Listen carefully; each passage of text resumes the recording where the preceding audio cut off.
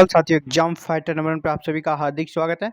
RPSC assistant professor exam 2023 के classes में आप सभी का स्वागत है, जहां पे हम लोग पेपर थर्ड राजस्थान जीके की तैयारी कर रहे हैं। और आज बहुत ही महत्वपूर्ण सेगमेंट को देखने वाले हैं, राजस्थान में किसान आंदोलन, फार्मर मूवमेंट इन राजस्थान, जिसमें 3 आंदोलन को आज हम लोग कवर करेंगे। बहुत ही इंपॉर्टेंट आंदोलन है, जहाँ से प्रश्न आपको आने की संभावना रहेगी। और ये कौन कौन से आंदोलन है? तो पहला है बिजोलिया आंदोलन, दूसरा है बेंगू आंदोलन, तीसरा है बूंदी आंदोलन। इन तीनों किसान आंदोलनों के बारे में हम लोग आज जानेंगे और इनसे संबंधित प्रश्नों को, किस तरह के प्रश्न आएंगे उनको सॉल्व करने का प्रयास करेंगे साथियों। चलिए स्टार्ट करते हैं आज के सेशन को।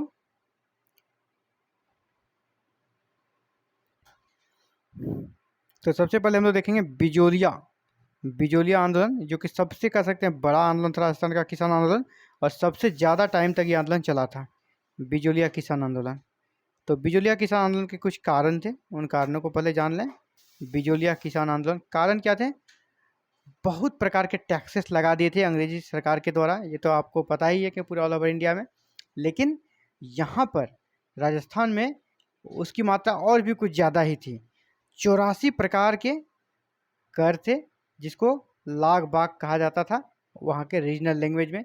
84 प्रकार की लाग बाग, यानी किसानों को एक तरह से मिला जुला के 84 प्रकार के कर देने पड़ते थे, और करों को राजस्थान में लाग बाग कहा जाता था वहाँ के रीजनल लैंग्वेज में।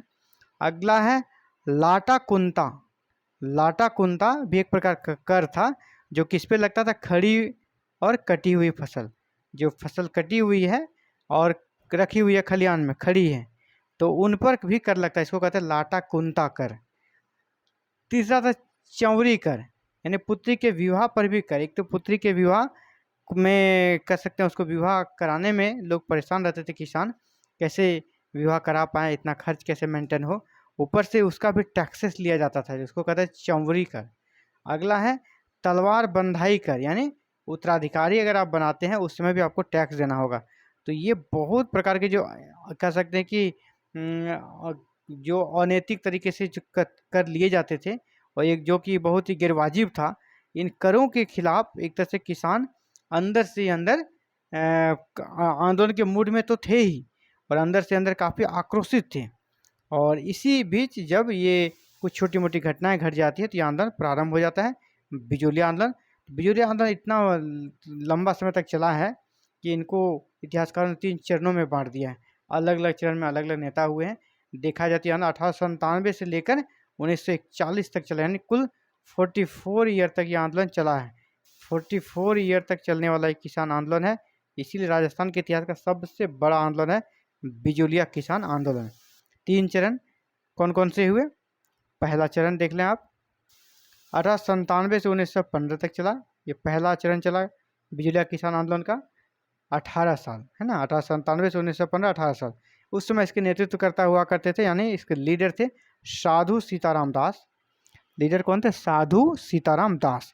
दूसरा चरण जो स्टार्ट हुआ 1916 से 1922, यानी यहाँ 6 साल तक चला।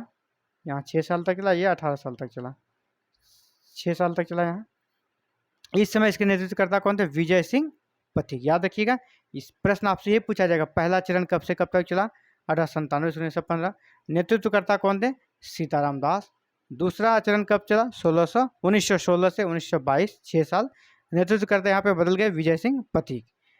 जो अधिकतर प्रश्न आते हैं इन्हीं चीज़ों से आते हैं, और मैं उन्हीं चीज़ों को शामिल करता हूँ जहाँ से प्रश्न आते हैं। जो बेगारी की चीज़ें हैं उनको पढ़ना नहीं है, कि पढ़ने के लिए बहुत कुछ है, लेकिन प्रश्न जहाँ से आएंगे उन्हीं चीज़ों को हमें देखना है, और कम पढ़ना है और ज़्यादा सही करना है, ज़्यादा बना के आना है। यही टारगेट है इस बैच का। तो पहला चरण हम लोग देख लिए, दूसरा चरण देख लिए। तीसरा चरण ये 1923 से 1941 तक चला था। तीसरा चरण 1923 से 1941 तक चला था, और इसके नेतृत्वकर्ता यहाँ पर बदल गए जमनालाल बजाज। जमनालाल बजाज जो थे, उन्होंने इस आंदोलन का नेतृत्व किया, तीसरे चरण का, जो कि 1923 से 1941 तक चला था, यानी लगभग 18 साल ये आंदोलन तीसरे चरण में चला। तो दूसरा चरण में चला 6 साल, पहला चरण में भी था 18 साल, और तीसरा में भी 18 साल। तो 18 साल इधर भी, 18 साल इधर भी, 36 और 6, 36 और 6, 42 साल, 43 साल लगभग ये आंदोलन चला। तो काफ़ी लंबे समय तक ये आंदोलन चला है। नेतृत्वकर्ता और पहला चरण, दूसरा चरण, तीसरा चरण का पीरियड को याद रखेंगे, और नेतृत्वकर्ता को याद रखेंगे, यहीं से प्रश्न आते हैं। अगला है बेंगू किसान आंदोलन। बेंगू किसान आंदोलन ये 1921 में हुआ था। बेंगू किसान का हुआ था 1921 में। बेंगू किसान भी क्या था, सामंती अत्याचार, ऊंची लगान, है ना, हाई टैक्स जो था, लागतों और बेगारों से परेशान थे। बेगारी लिया जाता था, काम करके मजदूरी ना देना, ऊंची लगान, सामंतों का जो अत्याचार था, इसके कारण यह आंदोलन का कह सकते हैं कि उत्पत्ति हुआ, यहाँ से आंदोलन का जन्म हुआ। तो विजय सिंह पथिक और राम नारायण चौधरी ने इस आंदोलन को कह सकते हैं कि संगठित करने का काम किया। यानी इस आंदोलन के नेतृत्वकर्ता कौन हो गए, विजय सिंह पथिक और राम नारायण चौधरी, दोनों का नाम आप याद रखेंगे। बेंगू किसान आंदोलन का नेतृत्वकर्ता विजय सिंह पथिक और राम नारायण चौधरी। आंदोलनकारियों का जिस प्रकार प्रभाव था, तो उनके दबाव में सरकार को आना पड़ा, और उसके दबाव में क्या हुआ, नई भू राजस्व बंदोबस्त को लागू किया गया और 34 प्रकार के लाग बाग को समाप्त कर दिया गया। जैसे 84 प्रकार का कर था, मैंने पहले कहा 84 प्रकार के कर थे, तो उसमें 34 लगभग हट गए इस आंदोलन के कारण, बचे कितने, 50। तो 34 करों को इस आंदोलन के दबाव के कारण सरकार को हटाना पड़ा और बेगार लेना भी प्रतिबंधित कर दिया गया।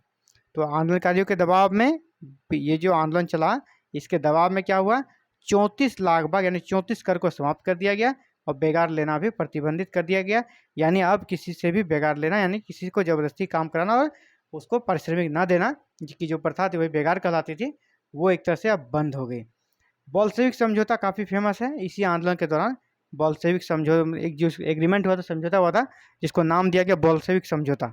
ये रूस से प्रभावित है। रूस में जैसे रूसी क्रांति हुई थी, बोल्शेविकों की क्रांति हुई थी, उसी से ये आंदोलन प्रभावित था और इसीलिए उसको बोल्शेविक समझौता यहाँ पर नाम दिया गया। तो आपसे पूछा जाएगा बोल्शेविक समझौता किस आंदोलन से संबंधित है, तो बूंदी आंदोलन से संबंधित है। आगे बढ़ते हैं साथियों। ये आंदोलन हम लोगों ने देख लिया, बेंगू किसान आंदोलन। बेंगू किसान आंदोलन तो बोल्शेविक समझौता आपका बेंगू किसान आंदोलन से था। ये बोल्शेविक समझौता किस आंदोलन से था, बेंगू किसान आंदोलन से संबंधित था। अगला हम लोग देखने वाले हैं बूंदी आंदोलन। अगला देखेंगे बूंदी किसान आंदोलन। तो बूंदी किसान आंदोलन कब से कब तक चला था, 1922 से लेकर 25 तक चला था। इसे बरड़ किसान आंदोलन के नाम से भी जाना जाता है। बूंदी आंदोलन को बरड़ किसान आंदोलन के नाम से भी जाना जाता है। इसके नेता थे हरि भाई किंकर, राम नारायण चौधरी और नैनू राम शर्मा। इसके नेता कौन कौन थे, हरि भाई किंकर, राम नारायण चौधरी और नैनू राम शर्मा। इन्होंने अपना नेतृत्व दिया इस आंदोलन को। बूंदी किसान आंदोलन के नेतृत्वकर्ता कौन हो गए, हरि भाई किंकर, राम नारायण चौधरी और नैनू राम शर्मा। बरड़ किसान आंदोलन के नाम से भी इसे जाना जाता है। यानी बूंदी किसान आंदोलन का दूसरा नाम क्या हो गया, बरड़ किसान आंदोलन। 2 अप्रैल 1923, इसको याद रखिएगा, 2 अप्रैल 1923 को ये जो बूंदी किसान आंदोलन था, इससे संबंधित सबसे महत्वपूर्ण घटना घटी कब, 2 अप्रैल 1923 को। कहाँ घटी, वो डाबी गांव में, जहां पर किसानों की शांतिपूर्ण सभा पर पुलिस अधीक्षक इकराम हुसैन के नेतृत्व में गोलियां चलाई गई। इस आंदोलन की सबसे महत्वपूर्ण घटना कब हुई, 2 अप्रैल 1923 को। कहाँ हुई, डाबी गांव में, जहां किसानों की शांतिपूर्ण सभा पर पुलिस अधीक्षक इकराम हुसैन के नेतृत्व में गोली चलाई गई, और जिसमें शहीद होने वाले के नाम को भी आपको याद रखना है। इसमें आपको इस गोलीकांड में, जो कि आपका ये जो गांव में हुआ था, आपका डाबी गांव में जो गोलीकांड हुआ, यहाँ पर शहीद होने वाले 2 व्यक्ति का नाम आपको याद रखना है, नानक जी भील और देवलाल गुर्जर। नानक जी भील और देवलाल गुर्जर नामक व्यक्ति इस आंदोलन के दौरान शहीद हो गए। आपसे पूछा जाएगा, पूछा भी गया बहुत बार, नानक जी भील का संबंध किस आंदोलन से था, तो बूंदी किसान आंदोलन से था। देवलाल गुर्जर का संबंध किस आंदोलन से था, तो ये भी बूंदी आंदोलन से था। ये दोनों शहीद हो गए थे। इस आंदोलन के लिए एक स्पेशल झंडा गीत लिखा गया था, और उस झंडा गीत को किसने लिखा था, आपका नानक जी भील ने ही लिखा था, जो कि शहीद हो गए थे। तो नानक जी भील ने झंडा गीत भी लिखा था, और ये जो शहीद होने वाले थे बूंदी आंदोलन में, उनमें भी इनका नाम याद रखना है आपको, देवलाल गुर्जर और नानक जी, देवलाल जी भील और देवलाल गुर्जर और नानक जी भील, दोनों का नाम आपको याद रखना है। तो ये साथियों आप सभी के लिए था आज का, जो हम लोगों ने 3 आंदोलन के बारे में टारगेट बनाया था। तीनों आंदोलनों को देख लिया है और जो मेन चीज़ है मैं बस उसी को शामिल करके आप सभी के बीच ला रहा हूँ, ताकि आपका जो है कि बोदरेशन नहीं हो। सिलेबस बहुत लंबा चौड़ा लगेगा, बहुत चीज़ें, लेकिन उसमें जो बेस्ट है जहाँ से प्रश्न आते हैं उनको सिलेक्ट करके ही मैं देने का प्रयास करता हूँ, ताकि बोझिल ना लगे और हम लोग कम पढ़ें और ज़्यादा सॉल्व करके आएँ। इसी टारगेट के साथ क्लासेस चल रही है। Thank you very very much for watching this video and connecting with exam fighter number 1।